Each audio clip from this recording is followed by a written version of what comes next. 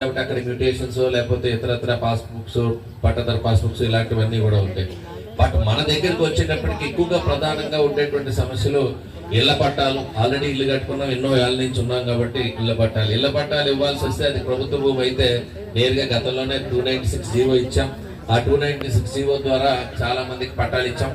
ఆ పట్టాలు కూడా 2 ఏళ్ల తర్వాత రిజిస్ట్రేషన్ చేసుకునే హక్కు, అంటే పూర్తిగా హక్కులు రావాలి. ఆ పట్టా అంటే డిఫాల్ట్ పట్టా అనగానే ఆ విలువ ఒక రకంగా ఉంటుంది, జరాయితీ భూమి విలువ ఒక రకంగా ఉంటుంది. ఎందుకంటే ఇది రిజిస్ట్రేషన్ అవ్వదు, అది రిజిస్ట్రేషన్ అవుతుంది.